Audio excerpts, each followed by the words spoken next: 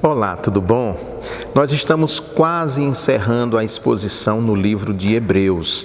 Essa é a 29ª mensagem que nós fazemos nesse livro, num total de 30. Então já caminhamos bastante. É um livro importante. O seu autor, até hoje, nós não sabemos quem de fato é o autor. Durante muito tempo acreditou-se que Paulo era o autor da carta aos Hebreus, mas já vão-se alguns séculos que os estudiosos apontaram que não, que Paulo não poderia ser o seu autor.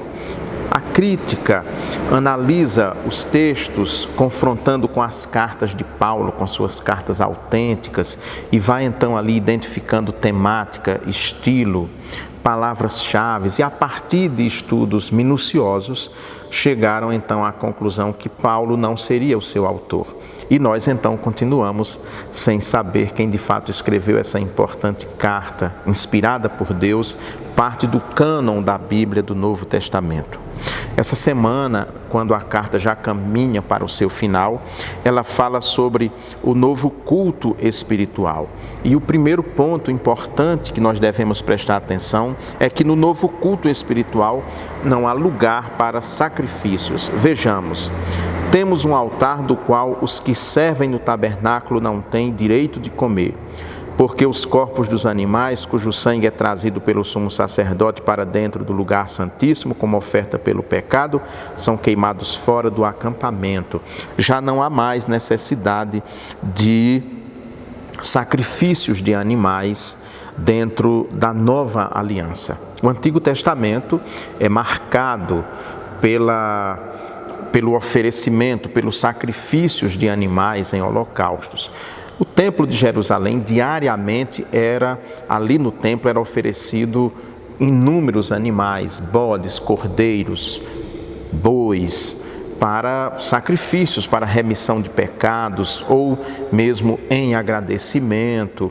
Era uma luta enorme, havia toda um grupo de sacerdotes e levitas que trabalhava arduamente para cumprir o que preceitua a lei de Moisés a respeito dos sacrifícios. Agora o autor lembra que no novo culto espiritual não há mais lugar para sacrifícios. E por que é que não há lugar mais para sacrifícios? O próprio texto vai nos dizer à frente que não há mais lugar para sacrifício, porque Jesus Cristo é o verdadeiro Cordeiro Pascal. Ele é o sacrifício por excelência.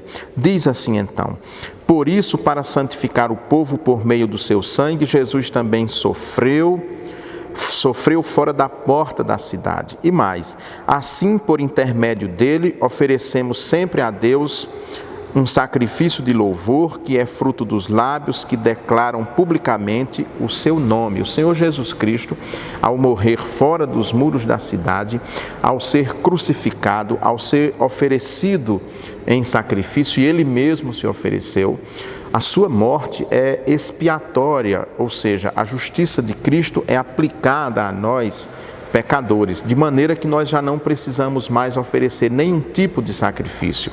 As nossas igrejas, eu me refiro à igreja presbiteriana, nós, embora às vezes por força de expressão, o lugar onde fica o púlpito e fica o ministério de louvor durante o culto, embora os crentes algumas vezes por força de expressão chamem aquele lugar de altar, nós não temos altar nas nossas igrejas. Nós temos o lugar onde fica o púlpito, às vezes um lugar um pouco mais elevado para facilitar a visibilidade. Temos uma mesa. É nessa mesa que nós ministramos a ceia do Senhor, mas não há lugar de sacrifício, não há um altar, porque o altar no Antigo Testamento era o lugar onde os animais eram oferecidos em sacrifícios. Nós não temos nada disso, a nossa ceia não é um sacrifício, e não temos por uma razão muito simples, porque o Senhor Jesus Cristo já foi sacrificado de uma vez por todas, definitivamente.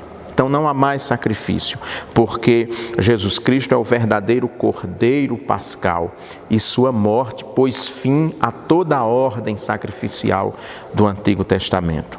Por fim, o novo culto espiritual nos diz também que aqueles que são nascidos do Espírito praticam boas obras. praticam obras do bem. Vejamos o que diz o último versículo desta série. Mas não vos esqueçais de fazer o bem e de repartir com os outros, porque Deus se agrada de tais sacrifícios. Aquele que é nascido do Espírito, aquele que serve a Jesus, tem a sua vida voltada para boas obras, para obras do bem. Ele é um propagador da paz, ele é um propagador de obras do bem e não de obras que levem a qualquer ação de ódio.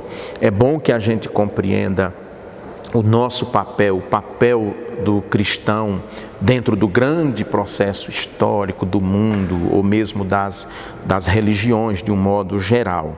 Nós então, esses que são nascidos do Espírito e esses que entendem então que aquela antiga ordem sacrificial teve um fim, eles praticam boas obras porque eles imitam a Jesus, que é o homem perfeito, conforme os evangelhos mesmos apontam o Senhor Jesus como o homem perfeito, e é nele que nós devemos nos espelhar, nos mirar, para que assim possamos levar uma vida que dignifique e que engrandeça o nome de Deus, que age através daqueles que acreditam. E esse é o culto, o verdadeiro culto que agrada a Deus. E isso nós vemos lá no Antigo Testamento, no profetismo bíblico, quando o Senhor diz que o culto que agrada a Ele é socorrer o pobre, a viúva, o estrangeiro, aquele que sofre, aquele que é deserdado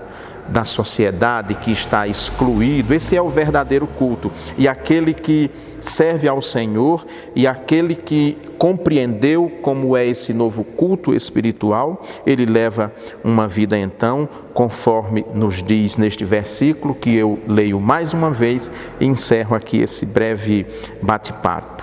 Mas não vos esqueçais de fazer o bem e de repartir com os outros, porque Deus se agrada de tais sacrifícios.